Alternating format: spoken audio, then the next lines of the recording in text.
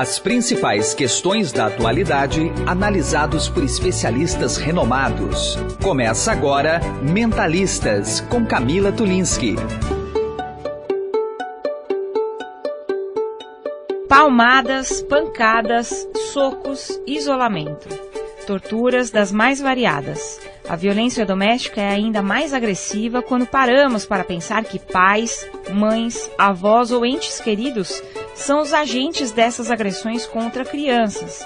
Você vai conhecer mais sobre esse problema tão evidente no Brasil e que precisa, sem dúvida alguma, de uma atenção da sociedade. Acompanhe todas essas questões agora, analisadas com profundidade aqui no Mentalistas.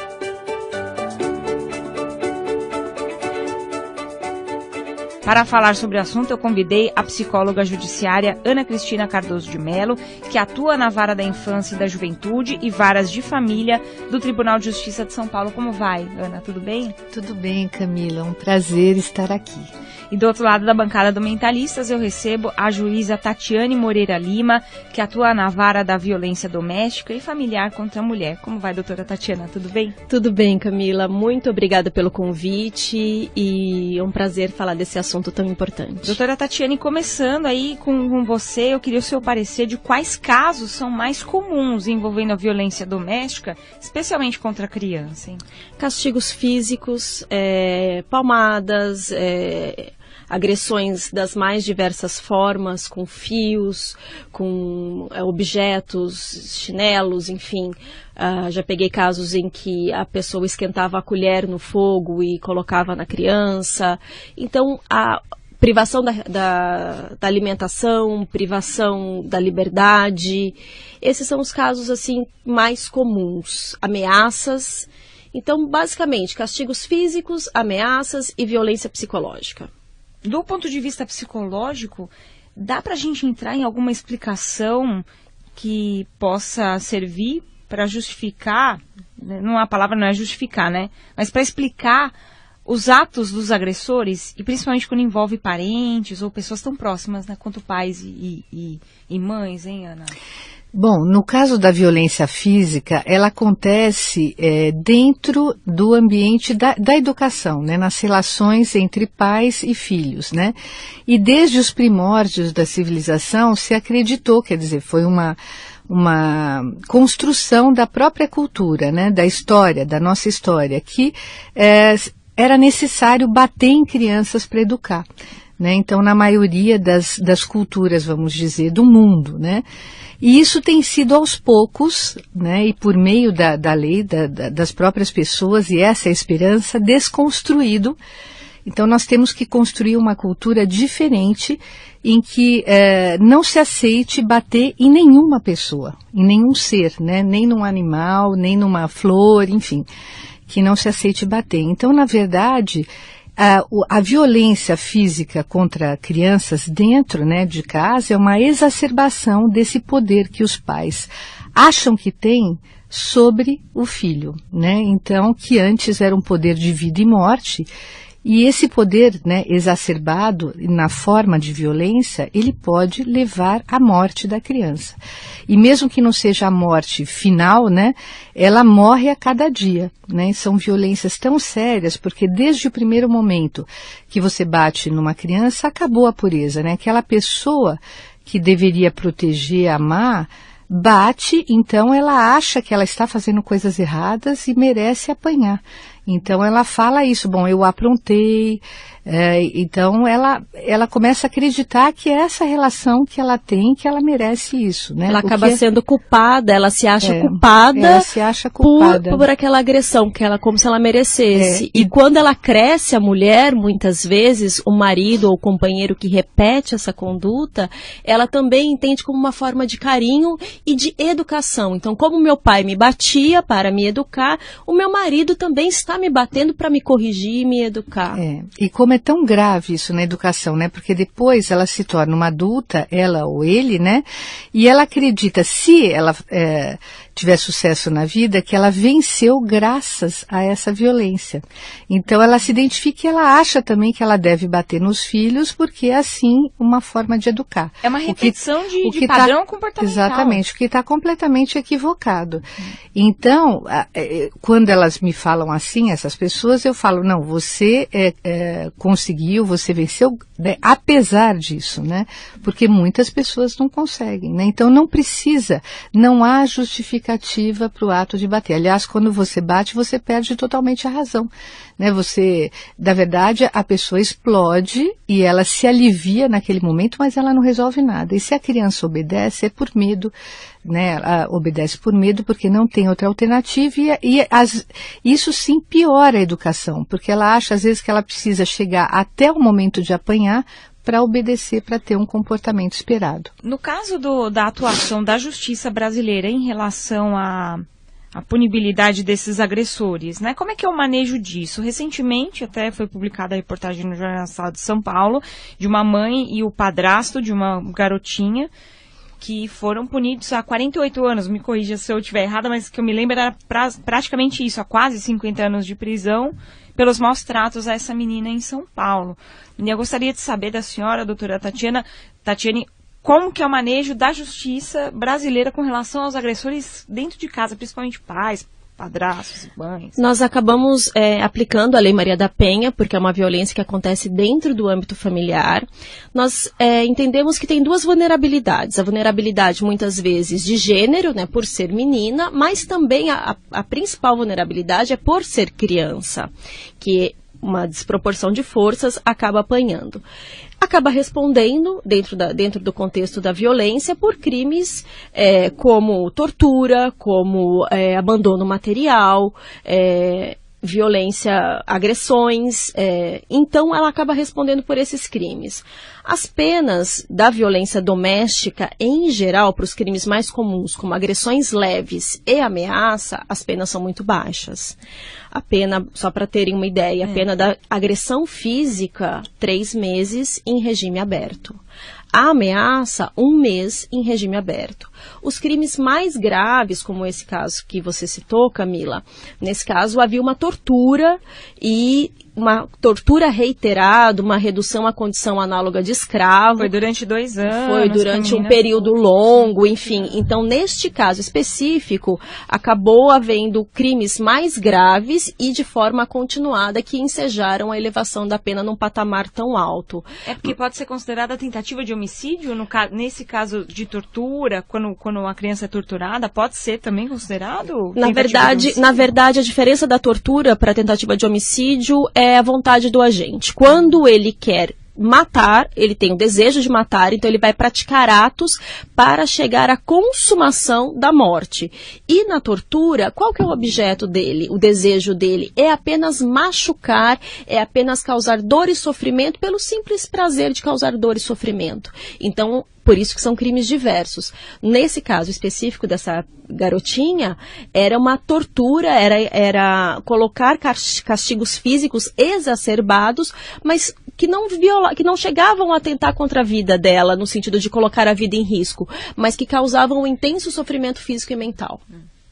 Bom, e o fato, né, só para complementar, de ser pai e mãe, agrava a pena, né? Sim. O fato de ter, né, o dever de proteção e acaba agravando a pena enfim, é uma situação terrível, né? E a criança acaba resistindo, quer dizer, essas pessoas, inclusive, elas não querem que a criança morra, porque ela precisa existir para sofrer, né, para ser o objeto do sofrimento. Então, quando chega até no ponto de morrer, de certa forma elas buscam um socorro, quer dizer, o que não é melhor, né, porque muitas vezes o viver dessa forma é muito pior que morrer, né. Eu pensei até, diante dessa explicação, doutora Tatiane e muito Ana, mais grave. Que então não só essa vertente da educação, que vem de crenças, de educação de muito tempo antes, que você precisa bater para educar a criança, mas pode ter um componente perverso aí desses agressores, não? Que vai se perpetuando. Sim, certamente, nesse caso específico, né, que eu tive na verdade, com a criança e não com os pais, quer dizer, não tive acesso à avaliação dos pais, mas eu acredito que exista um problema, em geral acontece com essa gravidade, quando, por exemplo, nessa situação de um recasamento, né, dos pais, né, com a, vamos dizer, a conivência do padrasto ou madrasta, né? Então nós temos inúmeros casos, inclusive, que vieram à mídia, né? Que todos conheceram. É mesmo Nardoni, né? Nardoni, o do menino Bernardo, que deu Sim. origem à lei da palmada, né? Que é batizada com o nome dele. Todos eles, vocês veem, em geral, a criança vem de um outro casamento, ela não é aceita naquele contexto onde os filhos, né? Onde existe, na verdade, agora os filhos do novo casamento, e a mãe, por uma série, ou o pai, né, por uma série de ódios, ressentimentos, mágoas, acaba, então, projetando de uma maneira, assim, absurda, né, e exagerada nesse filho tudo aquilo que ela gostaria de fazer com aquele ex-parceiro ou ex-parceira, né. E o padrasto ou a madrasta, o companheiro dessa mãe ou pai, acaba, vamos dizer, entrando nessa loucura. E é claro que eu penso que não são pessoas que estejam no seu equilíbrio, né, com uma saúde mental, um nível de saúde mental normal, comum, porque isso não são todas as pessoas que fazem isso, ainda bem, né? Nesses 27 anos de trabalho nessa área, eu conheci 2 casos absurdos, quer dizer, eu conheci até casos em que a criança morreu muito antes de passar pelo que essa menina passou. Eu tive um outro caso há muitos anos, hoje ele é nascido em 90, então ele tem 30 e poucos anos, esse menino, que foi um caso muito parecido com o dessa menina, de tortura, mas olha a diferença. A mãe arrancou também céu da boca, dente, orelha, coisas horrorosas durante muitos anos, muito mais do que 2, 3 anos do que passou, desde que o menino tinha 9 meses, quando ele foi retirado de casa definitivamente, depois do segundo processo criminal, ele já tinha 11 anos. E eu o atendi durante 3 anos, e acabei com ele depois, quando ele estava com 20 anos, o encontrei num programa de rádio e nós escrevemos um livro e publicamos da história dele, muito parecido com o dessa menina. E a mãe pegou, a época, quando ele tinha 11 anos, 5 anos de prisão com pena reclusão. muito E baixa. Ficou um porque ela teve bom comportamento, ela ficou separada das demais porque quando ela chegou na prisão tinham dito que ela tinha matado o filho, mas ele não chegou a morrer, mas ele precisou fazer 20 cirurgias para ficar minimamente normal. O que está acontecendo com essa menina também, que já acabou de passar por cirurgia, ela ainda vai ter que vencer, mas ele passou por muitas, até de reconstrução de órgão interno, coisas assim, eu nunca vi igual. Mas, e ela só pegou 5 anos, ficou 1, e continuou a sua vida normal. Para garantir uma Hoje já justiça melhorou. nesse caso, deveriam mudar as leis, doutora Tatiane? Enfim, o que poderia acontecer? Na verdade, não posso dizer a respeito do crime, né, desse crime específico, mas verificando, há já crimes muito graves, as penas são muito elevadas, por exemplo, a tortura, ela começa em 8 anos. Então, é um crime muito grave e que, de forma continuada, reconhecendo a continuidade, as consequências do crime que foram danosas, exacerbadas para a vítima, é possível sim aumentar as penas e conseguir, o juiz no momento da fase da aplicação da pena, ele tem que observar todo o entorno, o que a vítima sofreu, quais foram as consequências para essa criança, o que prejudicou, como que foram os atos, se eles foram de uma crueldade extrema, enfim. E tudo isso ser colocado numa balança e conseguir aumentando as penas. Mas a questão da progressão de regime de cumprimento de pena, isso está na lei de execução penal, em regra com 1/6 de bom comportamento, ele cumpre 1/6 da pena e vai para um regime mais benéfico. Sendo crimes hediondos, isso vai para 2/3. Então acaba sendo um pouquinho mais demorado, mas acaba tendo a liberdade, sim. Você ouve Mentalistas com Camila Tulinski.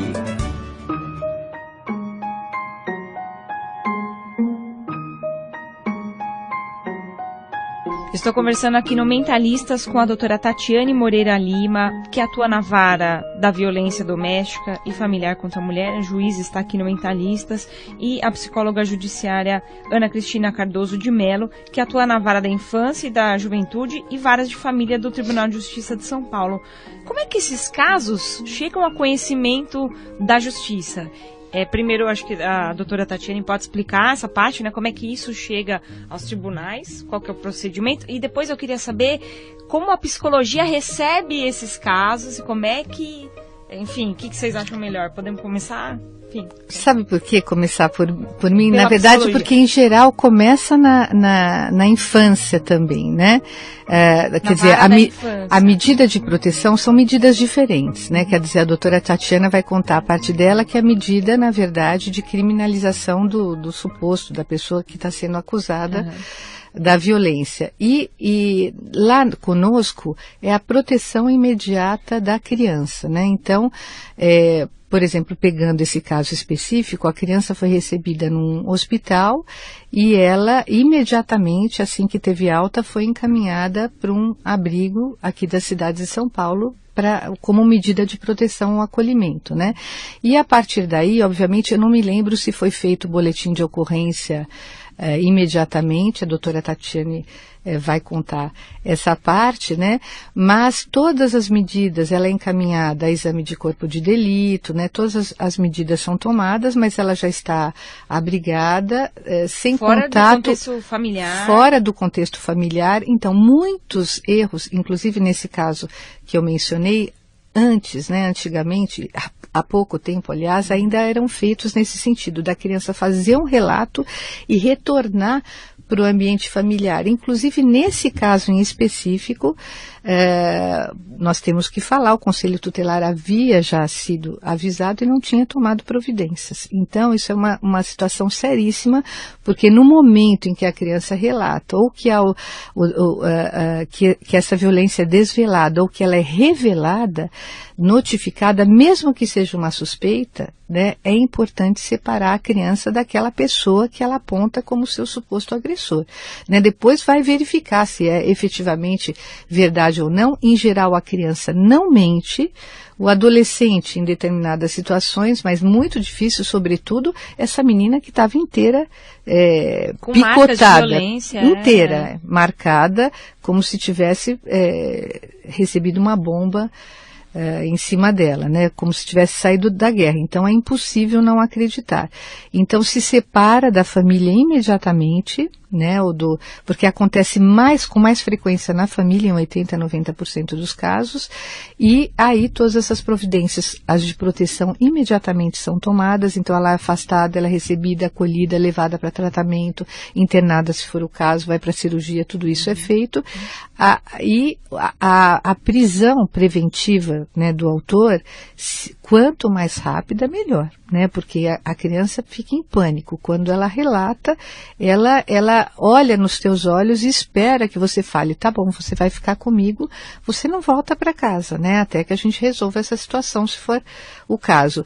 E você só pode deixar com a família se, vamos supor, a violência fosse perpetrada por um dos familiares e o outro que está lá com a criança ou alguém da família é capaz, você consegue medir se a pessoa é capaz de proteger a criança e de se opor àquele agressor para que ele não continue fazendo isso, que não era o caso, nesse caso não foi o que aconteceu, né? Só para...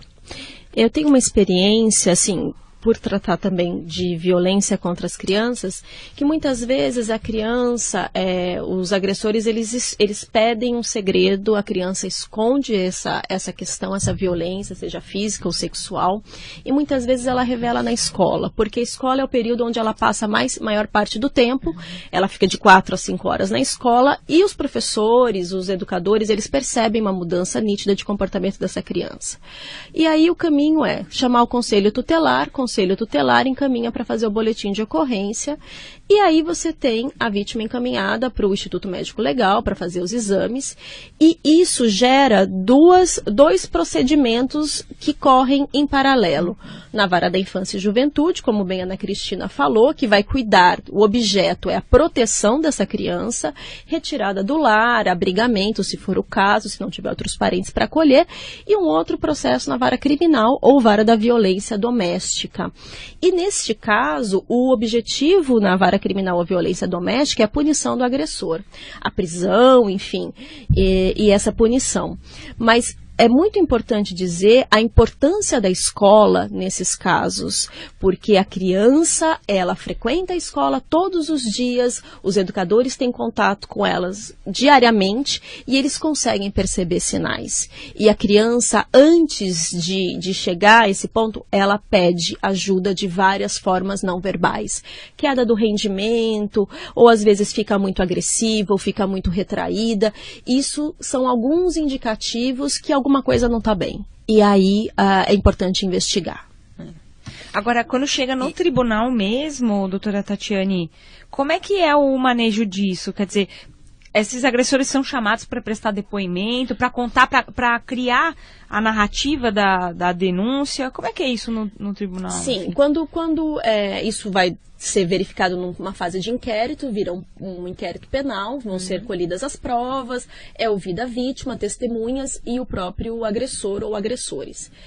O Ministério Público oferece denúncia e essa denúncia, uma vez recebida, vira processo. No processo, ele vai ser citado, ele tem direito, sim, à defesa, a um advogado, quer ele constitua ou o Estado nomeie para ele. Apresentação de uma defesa preliminar e depois uma audiência. Nesta audiência, é ouvida a vítima, em primeiro lugar, e ela tem o direito de não ser ouvida na frente dos agressores. Isso é muito importante. Inclusive, de não aguardar na mesma sala quando soltos. É uma forma de proteção. Então, é ouvida a vítima, as testemunhas, né, de defesa e de acusação e de defesa, e após o réu ou os réus são interrogados e contam a versão dos fatos. Encerrada essa fase de instrução, tanto o Ministério Público quanto a defesa apresenta suas alegações finais e é proferida a sentença. Então, há todo um procedimento para a busca da verdade real. É todo um procedimento legal que se garante, por pior que seja o fato, por mais grave que seja, o direito de defesa. Eu queria dizer, complementar aqui na escola também, que quando a criança começa a faltar, né? Porque em geral ela fala ou ela menciona alguma coisa, a escola chama os pais, porque tem certos casos que não dá para chamar, porque justamente se chama, aí os pais negam se estão fazendo e a criança volta para casa. Aí ela é trucidada, que foi o que aconteceu com essa criança nesse retorno e retirada da escola. Ficou 2 meses, né, sem comparecer. Então isso, quer dizer, um caso como esse, da criança falar, se ela ficar um dia sem ir para a escola 2, já é motivo de fazer uma notificação, porque não pode demorar. Isso pode até, ela pode ter morrido no dia seguinte. Então, porque conselho pode chegar para quem, os educadores que nos ouvem agora, dependendo, se for uma situação, que ela fale que a mãe está com dificuldade de entender certa coisa, ou que ela está tendo algum tipo de conflito, sem uma violência, sem mencionar qualquer tipo de violência, então a gente avalia que provavelmente é um assunto que dê para se conversar, a orientadora pedagógica, se houver da escola, ou se não houver, né, a própria professora diretora, até numa reunião e tudo mais. Agora, dependendo da situação, sobretudo dessa, que a criança estava marcada, já tinha um histórico, né, de faltas e tudo mais, quer dizer, não dá para arriscar falar. Precisa-se ter muito cuidado e pensar que justamente essa pessoa pode punir esta criança muito mais, porque ela é obrigada a manter segredo, obrigada a mentir. Então ela chega com o braço quebrado, ela vai falar que caiu, ela que tropeçou, ela que ficou doente, ela se bateu, ela se mordeu. Então ela tem que inventar inúmeras desculpas para esconder o que os pais estão fazendo. né? Então, os professores têm que ser também formados para reconhecer a violência e tomar providências rápidas e adequadas. E nesses casos não é chamando os pais e conversando e depois devolvendo a criança. Aí sua mãe vem te buscar e você volta. Porque ela pode até morrer. Então, chamando o conselho tutelar imediatamente encaminhando para a delegacia para registrar o boletim de ocorrência. E depois vamos ver se é possível conversar com os pais, dependendo. Vamos ver, mas primeiro a proteção, né? E a segunda questão, aí eu falei disso e esqueci. A outra questão que eu também ia complementar. Eu queria saber sobre as sequelas para essas crianças também. Quer dizer, como é que é feito o manejo depois que ela sofre esse tipo de violência? É possível ter ressignificar a vida dessas crianças que são agredidas? Sim, é difícil, mas é possível. O que eu ia também falar sobre o processo é que, embora eles comecem, né, juntos e corra paralelamente, em geral o processo criminal ele vai mais devagar, é um pouco mais lento do que as medidas de proteção.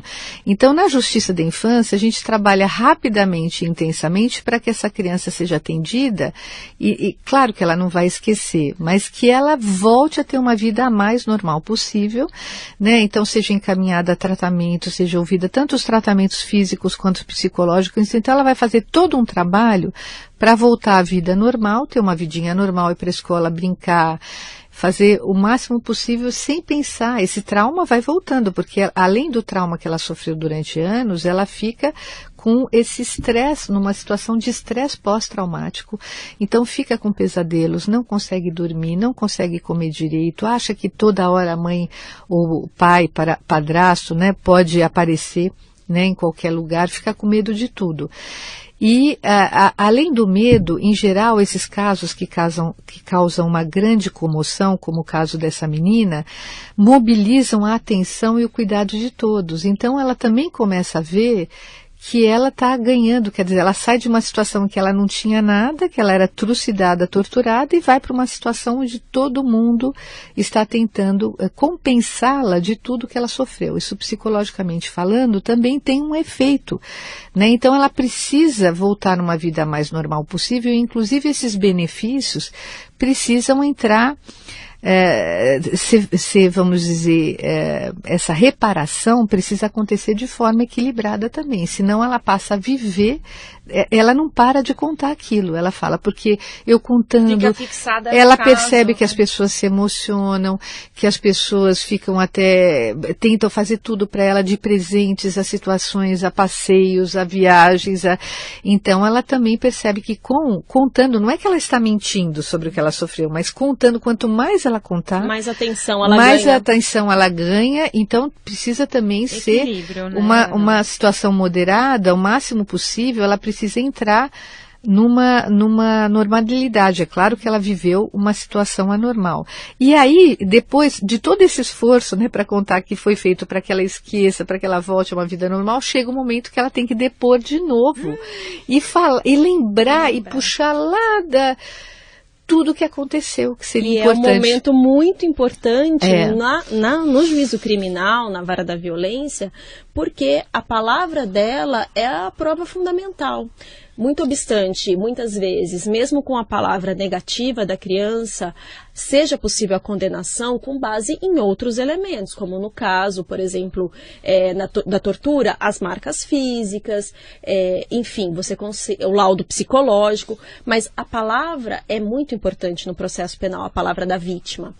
E tem que ser usado todo um cuidado e um manejo muito adequado para que essa prova seja bem colhida e para que traduza a verdade e que não cause uma revitimização dessa criança. Então, isso que eu gostaria de falar, porque, na verdade, eu penso, isso acontece em outros países há mais de 30, 50 anos, e eu penso que nós ainda não organizamos aqui no Brasil.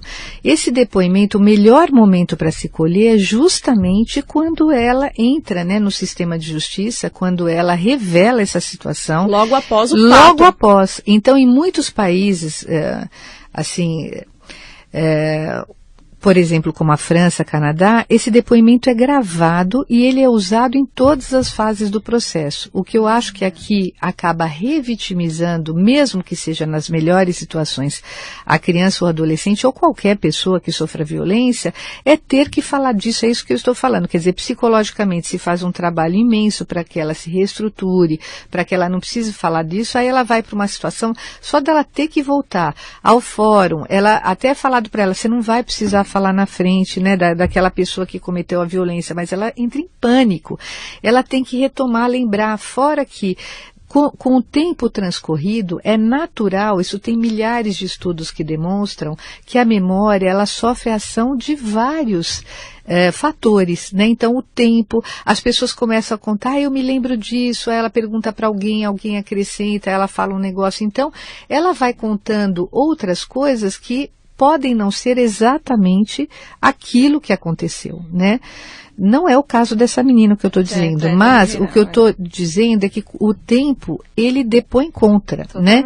E a criança, é como qualquer pessoa, mesmo lembranças boas de infância, às vezes a gente não sabe, né, se realmente viveu aquilo, se é porque a mãe contou milhares de vezes, se é porque a gente viu fotografias a respeito daquilo, então nós vamos ao fato real. São acrescidas diversas informações e que vão compondo novas imagens e tudo mais. Então, é até muito arriscado. O ideal, eu sempre esperei mais do que o depoimento especial, que é aquele em que a vítima é escutada no momento dessa audiência, como ela sempre acontece com um tempo imenso, sobretudo nos casos onde há comoção. Por exemplo, eu me lembro da Isabela Nardoni, acho que foi 4 anos depois, não sei, 2, 4 anos, tem situações em que demora demais, nesse caso foi muito rápido, o que é muito bacana. Já conheci casos em que foi depois de 6, 8 meses, né? Mas mesmo assim, o ideal seria que houvesse, como há em outros países, ela é ouvida até nesse momento inicial na infância, isso é gravado, pode ser desde uma gravação de voz, como de vídeo, como acontece na maioria dos países, ela pode até acrescentar coisas e esses elementos virem aos autos também, mas isso é usado em todas as fases, ela é poupada e também a justiça vai ter um depoimento mais próximo daquilo que de fato nesses aconteceu. Casos, ela é escutada, ela conta essa versão, olha o número de vezes. Geralmente na escola, quando o conselho tutelar é chamado, ela conta de novo, ela vai para a delegacia, ela revela para o delegado, ela vai para o IML, ela revela para o médico que a examina e depois ela tem que revelar isso na audiência, que num decurso de tempo muito grande. Então essa criança, ela conta pelo menos essa história 5 vezes. E isso é muito danoso. E ao longo do tempo, né? Então, momentos diferentes que vai fazer com que ela reviva aquela história. Até uma pergunta, uma exclamação que alguém faça, pode falar, ela falar com um tom diferente. Então, todos esses efeitos, eu acho que não invalidam, mas podem modificar. Então, o momento inicial é fundamental e eu penso que nós temos condições de fazer isso. E outra, a pessoa que pergunta é fundamental que ela esteja preparada.